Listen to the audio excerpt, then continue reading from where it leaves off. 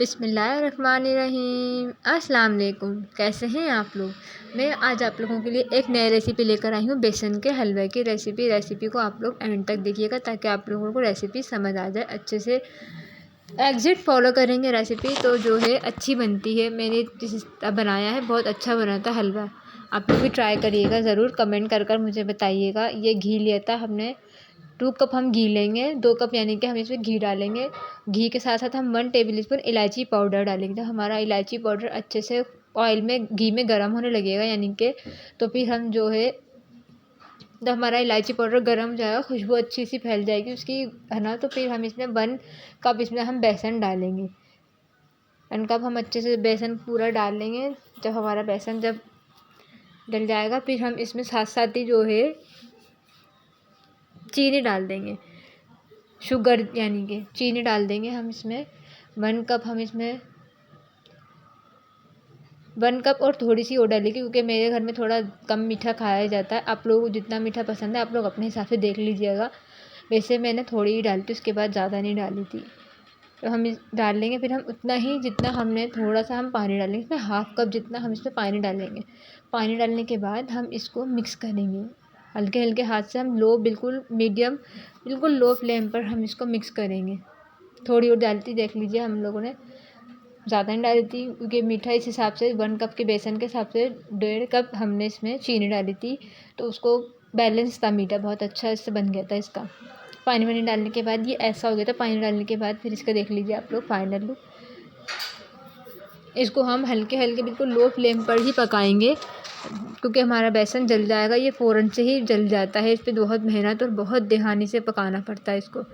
آہستہ اس کو ہم مکس کریں گے تاکہ ہمارے بیسن کے لمس نہیں پڑے، لمس پڑ گئے تو وہ حلوہ ہمارا خراب ہو جائے گا، حلوے کا وہ نہیں آئے گا، ٹیکسچر اور لک نہیں آئے گا جو آنا چاہیے ایکچولی میں۔ یہ دیکھ لیجیے اسپون کی ہیلپ سے جو بھی لمس ہو رہے تھے میں نے اس کو ہلکے سے ہیلپ سے ختم کر دیا اور بالکل سلو فلیم پر پکایا تھا، بالکل لو۔ آہستہ ہم اس کو گھماتے رہیں گے۔ دیکھ لیجیے اس کا پانی بھی ڈیزولو ہو رہا ہے، چینی کا بھی اپنا پانی ہوتا ہے وہ بھی بالکل ڈیزولو ہونا چاہیے، پانی وغیرہ سب اس کا اچھے سے، چینی اچھے سے ڈیزولو ہو جائے، پانی بھی اس کا خشک ہو جائے، ڈرائی ہو جائے گا۔ یہ میں نے آپ کو سلومو پہ دکھایا تھا، یہ دیکھ لیجیے دیکھنے میں کتنا اچھا لگ رہا ہے نا۔ ابھی تو یہ بنا ہی نہیں ہے، ابھی تو آدھا ہی بنا ہے، تو یہ بنے گا آپ لوگ اس کی فائنل لک دیکھے گا کتنا اچھا لگے گا۔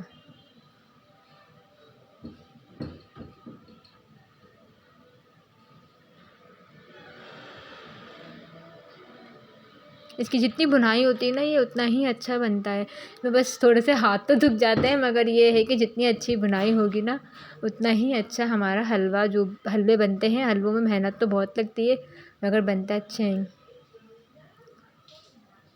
اس کو بھوننا اچھے سے پڑتا ہے کافی دیر تک، اس کو بھوننے کے بعد جب یہ بالکل اپنا بیسن ہمارا سب ایک ساتھ ہو جائے گا، اس فارم میں آنے لگے گا، اس پہ تو ہمیں بالکل چمچہ نہیں چھوڑنا، چلاتے رہنا، اس کو مستقل چلاتے رہیں گے جتنا ہم، یہ دیکھ لیجیے آئل سیپریٹ ہونے لگا ہے، اب یہ اس طریقے کی لک میں آ جائے گا۔ جب یہ ہماری اس طریقے کی فائنل لک میں آنے لگے گا تو ہم ایک طرف اپنی ٹرے کو گریس کر لیں گے، بٹر، آئل یا گھی کے ساتھ، جو بھی آپ کے اویلیبل ہے پاس اس سے کر لیجیے گا۔ پھر ہم اس میں اور پسا ہوا کھوپرا اور پستے لگائیں گے، اور جو آپ کو اچھا لگتا ہے آپ وہ لگا لیجیے گا۔ مجھے پستے اور پسا ہوا کھوپرے کا فلیور اچھا لگتا ہے اس میں بیسن کے حلوہ میں، تو اس لیے بیسن کے حلوے میں پستے اور کھوپرا ہم نے ڈال دیا تھا پسا ہوا۔